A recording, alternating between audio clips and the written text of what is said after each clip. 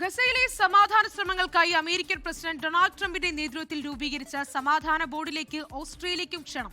ഓസ്ട്രേലിയയിൽ നിന്നും ക്രിസ്റ്റീന ബെന്നി തയ്യാറാക്കിയ റിപ്പോർട്ടിലേക്ക്.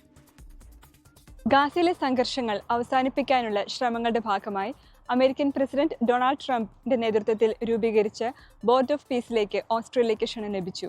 ഈ ക്ഷണം ഓസ്ട്രേലിയ നിലവിൽ പരിഗണിച്ചു വരികയാണെന്നാണ് റിപ്പോർട്ടുകൾ സൂചിപ്പിക്കുന്നത്. ഗാസയുടെ സമാധാനപരമായ ഭാവി, പുനർനിർമ്മാണം, സാമ്പത്തിക ഉന്നമനം എന്നിവ ലക്ഷ്യമിട്ടുള്ള ട്രംപിന്റെ സമഗ്രമായ പദ്ധതി അനുസരിച്ച് പ്രവർത്തിക്കുന്ന ബോർഡാണിത്. UN സെക്യൂരിറ്റി കൗൺസിൽ റെസൊല്യൂഷൻ 2803 അംഗീകരിച്ച ഈ പദ്ധതിക്ക് 20 ഇനം കർമ്മ പദ്ധതിയുണ്ട്. ഭരണനിർവഹണം, നിക്ഷേപം, അന്താരാഷ്ട്ര സഹകരണം എന്നിവയിലൂടെ ഗാസയെ സമാധാനത്തിലേക്ക് നയിക്കുക എന്നതാണ് ബോർഡിന്റെ പ്രധാന ദൗത്യം. ഗാസയിലെ സമാധാന ശ്രമങ്ങളിൽ ഇസ്രായേൽ, അറബ് രാജ്യങ്ങൾ എന്നിവയ്ക്കൊപ്പം ലോകരാജ്യങ്ങളെയും പങ്കാളികളാക്കാൻ ട്രംപ് ഭരണകൂടം ആഹ്വാനം ചെയ്യുന്ന സാഹചര്യത്തിലാണ് ഓസ്ട്രേലിയയ്ക്ക് ഈ ക്ഷണം ലഭിച്ചിരിക്കുന്നത്. എന്നാൽ ഓസ്ട്രേലിയൻ പ്രധാനമന്ത്രി ആന്റണി ആൽബനീസി നേതൃത്വം നൽകുന്ന സർക്കാർ തങ്ങളുടെ പങ്കാളിത്തം ഇതുവരെ ഔദ്യോഗികമായി സ്ഥിരീകരിച്ചിട്ടില്ല. പദ്ധതിയുടെ രണ്ടാം ഘട്ടമെന്ന നിലയിൽ national committee for the administration of Gaza അടുത്തിടെ രൂപീകരിച്ചിരുന്നു. ഗാസയിൽ സമാധാനം പുനഃസ്ഥാപിക്കാൻ ലക്ഷ്യമിട്ടുള്ള ഈ ദൗത്യത്തിൽ ഓസ്ട്രേലിയയുടെ പങ്കാളിത്തം നിർണായകമായേക്കാം എന്നാണ് അന്താരാഷ്ട്ര നിരീക്ഷകർ കരുതുന്നത്. ഈ വിഷയത്തിൽ ഓസ്ട്രേലിയയുടെ അന്തിമ തീരുമാനം എന്തായിരിക്കുമെന്ന് ഉറ്റുനോക്കുകയാണ് ലോകം. ഓസ്ട്രേലിയയിൽ നിന്നും